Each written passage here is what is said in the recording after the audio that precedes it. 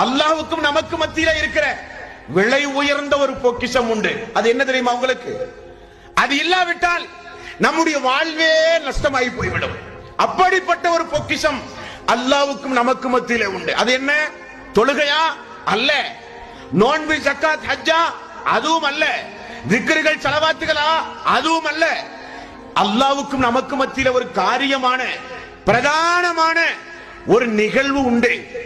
அது இல்லாவிட்டால் இந்த உலகத்தில் யாரும் வாழ முடியாது. வாழ்ந்தால் சொர்க்கமும் கிடைக்காது. நரகத்துடைய அடித்தளத்திற்கு சென்று விடுவோம். அது என்ன? அவனுக்கும் நமக்கும் இருக்கிற ஒரு தொடர்பு. துஆ அன்பார்ந்த சொற்களே, பிரார்த்தனை.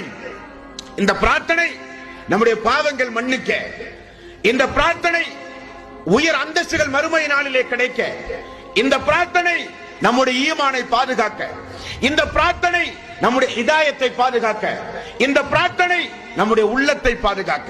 ரசூலுல்லாஹி ஸல்லல்லாஹு அலைஹி வஸல்லம், அல்லாஹ்வே அடங்காத உள்ளத்தை விட்டும், ஏற்கப்படாத பிரார்த்தனையை விட்டும், பயனற்ற கல்வியை விட்டும் உன்னிடம் பாதுகாவல் தேடுகிறேன் என்று எவ்வளவு துஆக்களை ரசூலுல்லாஹி ஸல்லல்லாஹு அலைஹி வஸல்லம் நமக்கு கற்றுத் தந்தார்கள்.